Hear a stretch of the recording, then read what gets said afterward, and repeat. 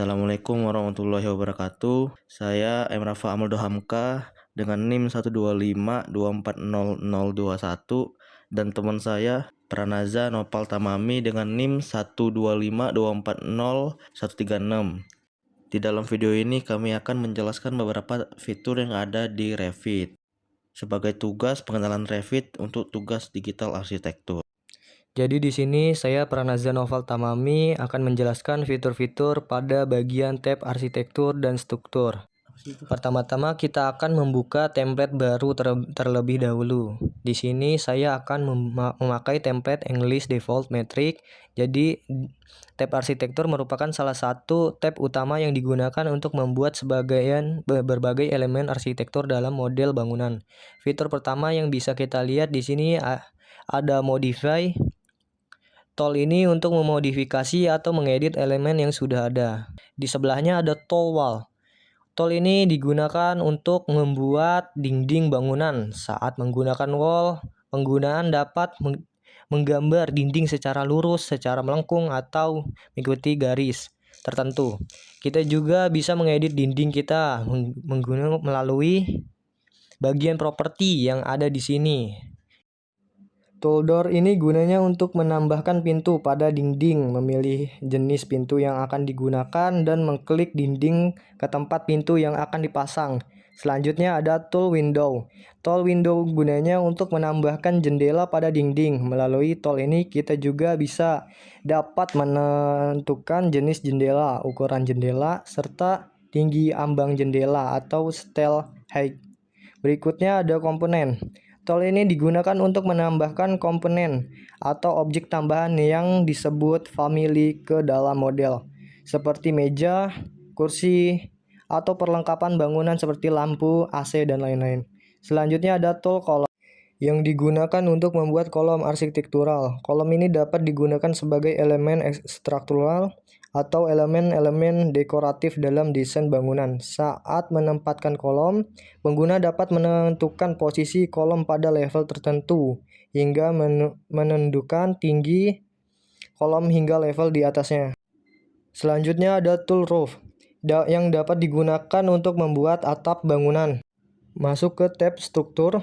Di tab struktur ini ada panel struktur, connection, foundation, dan reinforcement. Kita masuk ke panel struktur. Pertama ada tool beam yang digunakan untuk membuat blok struktural. Blok ini dapat digambar mengikuti grid struktur. Selanjutnya ada tool wall struktural. Tool ini digunakan untuk membuat dinding struktural, yaitu dinding yang berfungsi sebagai elemen penopang beban bangunan. Dinding ini biasanya digunakan untuk sistem bangunan tertentu, seperti shear wall pada bangunan bertingkat. Selanjutnya, ada tool column.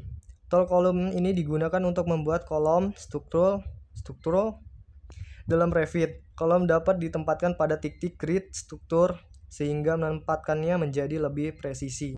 Selanjutnya, ada floor struktural. Tool ini digunakan untuk membuat plat lantai struktural yang berfungsi sebagai elemen penopang beban pada lantai bangunan. Cara pembuatannya hampir sama dengan tool floor pada tab arsitektur.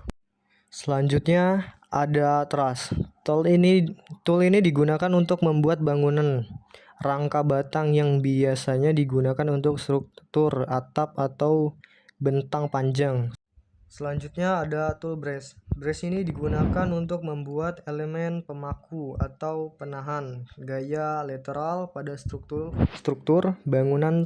Selanjutnya ada struktur beam system. Tool ini digunakan untuk membuat sistem balok secara otomatis dalam satu area tertentu. Selanjutnya kita masuk ke panel connection. Pertama ada tool connection. Tool ini digunakan untuk membuat detail sambungan struktur. Misalnya sambungan antara balok dan kolom. Di sebelahnya ada tool connection automation. Fitur ini memungkinkan Rev untuk membuat sambungan struktur secara otomatis berdasarkan kondisi elemen yang saling bertemu. Selanjutnya kita masuk ke panel foundation. Pertama ada tool isolated. Tool ini digunakan untuk membuat pondasi setempat, yaitu pondasi yang biasanya ditempatkan di bawah kolom struktur. Lalu ada struktural foundation wall. Tool ini digunakan untuk membuat fondasi memanjang di bawah dinding struktur. Selanjutnya ada foundation slab. Tool ini digunakan untuk membuat fondasi plat atau rock foundation yang biasanya digunakan pada bangunan yang membutuhkan distribusi beban yang merata pada area luas. Selanjutnya masuk ke panel reinforcement. Tool pertama adalah tool rebar. Tool ini digunakan untuk membuat batangan tulang pada elemen beton seperti blok, kolom, dan plat. Berikutnya ada tool area reinforcement.